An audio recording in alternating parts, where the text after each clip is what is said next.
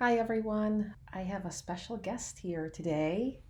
Jason is going to help commentate on or the ride that we did last weekend on Saturday. It was a great ride. For me, it was actually the longest ride that I've done. I think it was, what was it, 42 or 43 miles. Yeah, close to 43 miles. And it had really two climbs. One of them is the Bulls Bridge climb that we do often. The other one was a more significant climb. It was or a longer one, I should say. It was kind of a combination of two significant climbs separated by a little bit of flat area. So anyway, that was a real challenge. Yeah, so to give you guys the stats, we went to Dover Plains, New York. So it's a longer route. It's about 43 miles with about 2,800 feet of gain. This is the same road that we start off of. And I think they might have redone this road because it looks like it's not as bumpy and gravelly as it was before. It looks like they compacted the dirt so that it's easier to ride on, and I'm sure it's not for cyclists. This road is a public road. Yeah, it was probably in the 30s when we started out and probably got up to 40, but it was sunny, and so it was much nicer than the previous week where we froze our butts off.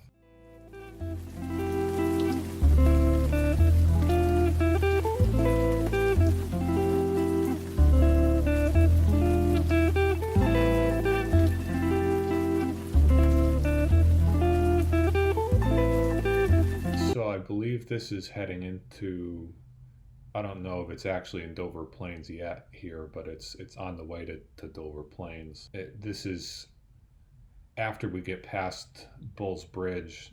Normally we take a right onto Scattercut Road, and that brings us into Kent or Macedonia, which we've done a few times. In this case, we stayed straight to head into New York, so that's where this road's taking us. So the town that we're going into is the town of Dover, or there's Dover Plains and the town of Dover. And so there's a little bit of a controversy right now that's going on in the town. They're constructing a power plant. Dozen people have protested in court and have been arrested for their protest. Overall, once we got into New York, the roads were pretty smooth there, and it was a nice ride because it was sort of up and down, short little hills and then a little bit of downhill, some flat parts. So it was. I think this route made the overall distance very manageable for me anyway. I know, it's probably nothing. The 40 miles probably isn't a big deal for Joy at this point, but for me, on the surface, 40 miles sounds like a lot, but this route was still very doable, I thought, because it gave you some challenges and some breaks in between. Yeah, one thing I wanted to point out is, that was where it turned into New York, and you could see from before sort of the separation of where the smooth paved roads end and where the border of Connecticut starts. So now we're in New York, and you can see the difference in the road, how smooth it looks, and it's definitely not as bumpy. But I wanted to make note that we don't have a bike computer. We don't have a Garmin or a Wahoo to kind of show us where we're going. And I know the benefits of using that. So water resistant, and you have to worry about the battery dying on you. I use my phone, and I have the Ride with GPS app on my phone. And this ride, I actually forgot our power banks. So Jason and I both have one where we can just, and we have a top tube bag where we put the battery in and we hook our phone to the external battery. We forgot that at home, and so we were kind of relying on Ride with GPS, but having the screen off and having it read the directions to you. The only problem was because of the cars passing us by, and it's not a busy road, but there were some cars that had loud mufflers, and I couldn't really hear the directions clearly, even with the volume up high.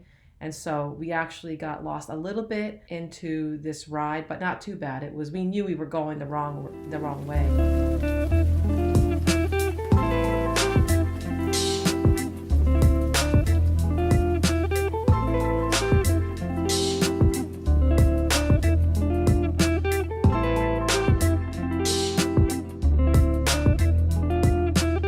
Was a guy that was running past us, and he was wearing shorts, and so that gives you the idea that it really wasn't that freezing out. I know that with running you can warm up a little bit more because it's a more of a high impact sport, but it wasn't very cold like it was the week before when we did this freezing ride. And so I overdressed, for me at least. I had two base layers on. One was a size small, which was fitted into my body, and then the second one was a little bit looser. It was a size medium. And so I had two base layers on. I had two pairs of socks on. I had my overshoes, and I had the gloves, but we had also, so I put hand warmers in my gloves to keep them warm, which they worked, but I think I might have overdressed definitely for this ride. Oh, and above my base layers, I also had my thermal cycling jacket, which is fleece lining. So it was a warm ride when it was flat, but once we get to the hills, it starts to get, I started to overheat. Yeah, I was pretty comfortable on this ride for the most part. The only part where I started feeling hot was when we were on the second part of our main climb, which was Skiff Mountain Road. By the time we got to the top of that, I was sweating. And then by the time we got to the bottom of that, I was freezing again, going downhill. But yeah, I was pretty comfortable. My hands did still get cold, but I have really poor circulation, particularly in my fingers. So that's kind of an issue that I'm always going to have to deal with. You know, really anytime it's below 40, I'm going to get cold hands, and there's almost no way around it.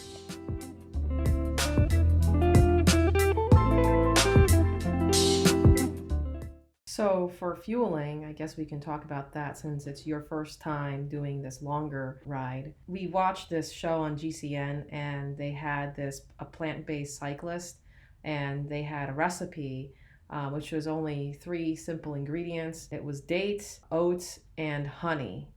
And I couldn't find dates at the store, and so I got dried figs instead. So ours was dried figs, oats, and honey. And I put them in a food processor, shaped it into a small ball, and then we packed about 6 for each of us on the ride. Oh yeah, I absolutely love these things. This was, our first time trying them, but I found them to be the perfect little snack for cycling because, they're portable, they're pretty quick to eat, and at least for me anyway, they were easily digestible, and it's easily digestible carbs, which is, what you need while you're cycling. And yeah, so I call these things the problem was, at least for me, was they were really good. They were so good that I ate too much before the big climb that was coming up. So I mistimed that one. And usually I bring dried pineapple with me, and that usually kind of helps to sustain me and give me, enough carbs for the entire ride. But I switched over to these, and they were able to, I think it helped definitely to satiate me throughout the ride. I just think that just be careful with eating too much of it, and I'll share with you guys the recipe down below in the description. So this brings us to the segment, the big climb that we did, which started off at Clark Hill Road. This is Connecticut now, and so this is Clark Hill. This climb continues all the way up to Skiff Mountain, which is the challenging climb that we usually do after Macedonia Brook Road. I had some idea of what we were facing here because prior to doing this ride, Joy had sent me a link to the route that she had mapped out, and looking at the profile of it, I could see that there was a segment of it that was somewhere over, between 4 and 5 miles, like maybe 4.5 miles, that was considered one of the climbs. And it kind of consisted of this climb up Clark Hill and then the Skiff Mountain climb. And the two of them were separated by a short stretch of flattish slash downhill road. Of these two climbs, I ended up finding the first one to be much more difficult. The Clark Hill, it was steeper. Going into this ride, I had sort of a game plan that I was going to try to pace myself on these climbs by basically just using the lowest gear possible and just not even trying to go fast, just kind of keep moving the legs. The reason I sort of planned it that way was because, I wasn't sure that I could make it up a sustained climb of that duration. So, and the first part of it we had never done before, the Clark Hill part. So I wasn't quite sure what that one was all about. Without giving it a try. At least Skiff Mountain, I know exactly. We've done it a few times, so I know what we're facing, and I know how to pace myself on that one already. But the Clark Hill was a new challenge, and I just wanted to make sure I didn't kind of blow up on Clark Hill and then not be able to do Skiff Mountain. So when I was looking at the elevation profile, I noticed that, okay, so there are parts that were really steep, and then it starts to flatten out. Like right here, it's a downhill, and then there's another hill you can see from a distance there. I definitely think that I don't know if I miscalculated the gradient or the distance of this climb, but it's one of those blow-ups that I had. I just noticed that from a couple of minutes back, there was that part of the climb there that was 15%. So here you could see that, it looks flat. It doesn't look flat now from the camera, but from where I was, I thought, okay, this doesn't look terrible. It's one of those false flats, but it's actually 5%. And I remember this part because I was thinking to myself, like, wow, I'm really struggling here. And it was that downhill part. I was hoping to recover from it, which from my heart rate, it looks like I have recovered from it. It's just that I think I was feeling, and I might be this a mental thing where I just let it get to me, that I ate 3 of those fig munchkins, and I kept thinking to myself, like, I don't feel well. I feel like heavier. And so I think that I let that get to my head. I could see, I'm pedaling, but I feel like I'm going really slow and I'm running out of energy. I think it might have been just miscalculation of not planning properly on these climbs. Yeah, I think it was also kind of sneaky steep here. Right. It's like right here, it actually, it kind of looks flat on the camera here, and it actually did sort of look flat when we were on the road.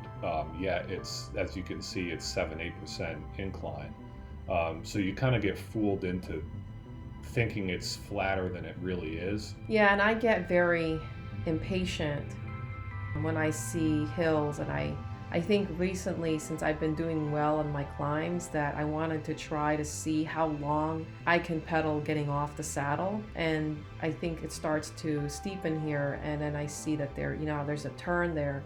I got off the saddle, but I didn't really change my gear, so I was in the smallest ring, and I didn't really increase or go up a gear when I got off the saddle, and well, you'll see what happened.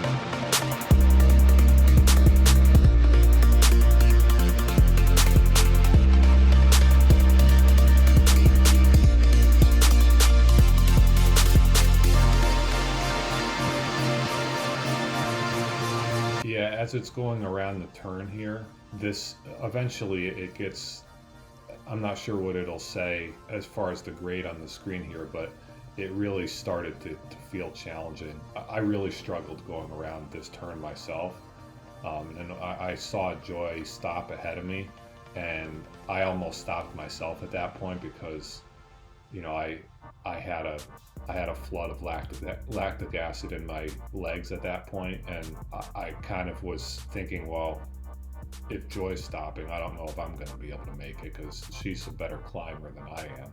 It's very sneaky at how it got really steep, and I knew that this was going to happen. I knew that this hill was going to be, it was going to get steep, and yet, you know, you could see there the top of it, and then I start to slow down, and it's just that mental game, you know. I just didn't want to. I felt like I was going to throw up, and I just ended up stopping, and I was so disappointed in myself that happened. But then you could see that elevation. I'm not sure how accurate that is. All of a sudden I stopped, and then the profile goes up to 27%.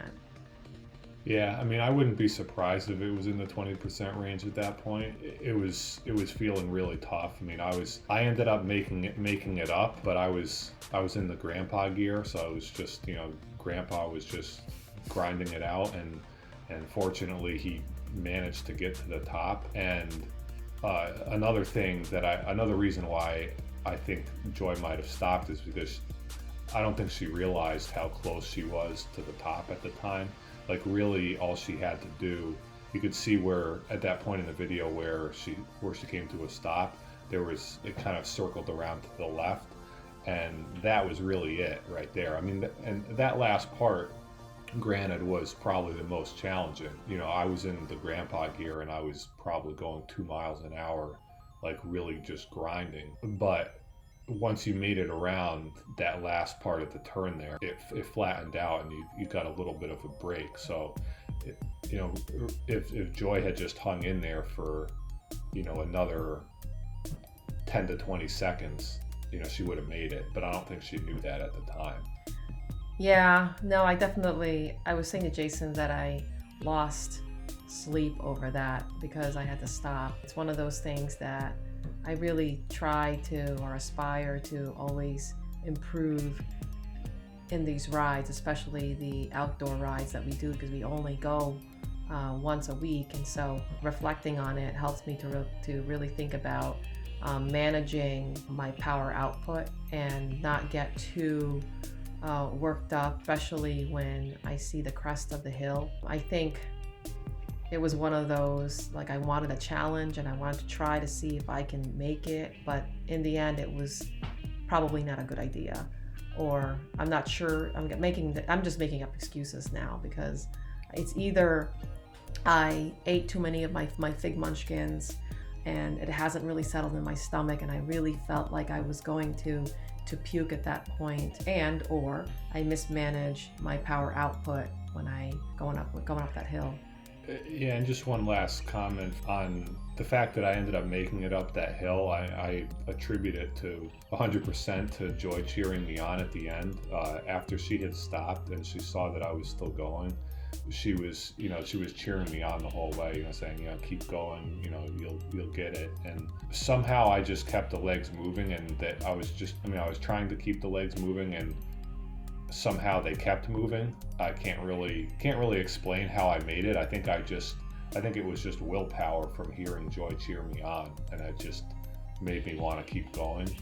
Yeah, and it's amazing how, like, you do these time trials, or there's these ramp tests or FTP tests, and a lot of the FTP tests, they talk about this, how it's purely just willpower and how long you can sustain suffering physically, and a lot of it is mental, and whether or not your body can keep going or your body says it's time to stop.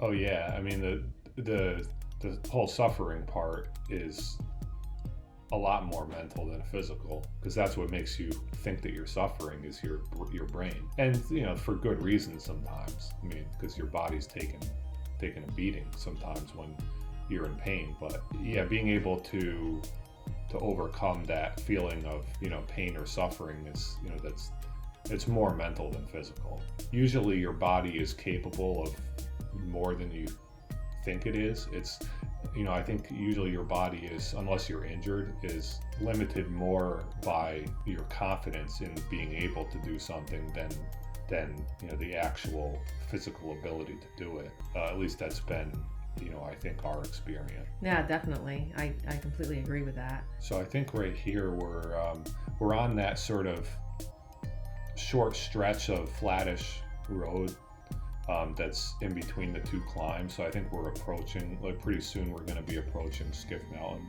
here. I think this stretch right here is on our way to it. Yeah, it starts to, there's a flat part, and then all of a sudden, again, it's going to turn into a hill.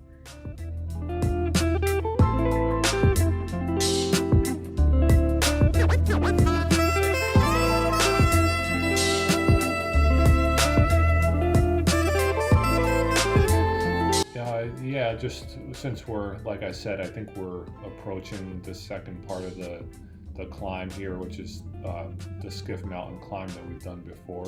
For whatever reason, that second part of the climb felt like, I want to say easy, but didn't feel as difficult as it did the first couple of times we did it, which kind of surprises me after what we endured on the first part of the climb. But maybe it's just from experience of doing it before, and again, getting back to the mental aspect that, I think having done that climb a few times and knowing what it is just gives you the confidence that, that you can handle it. But yeah, and this was a big ride for me.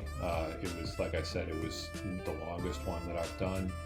And, it did have a couple of significant climbs in there as well. Overall, the ride I thought was, it wasn't super intense. Like the majority of the miles, probably 35 or so of the miles were probably fairly low intensity, but there was definitely some, high intensity hill work in there. It was fun. Yeah, and our average speed was 11.7 miles per hour, which has been slowly increasing the more we do these rides. And I don't want to say that we're getting better, because we were mainly on paved roads, and so sometimes we would do gravel roads, which tend to be slower. So I guess that's all for this one.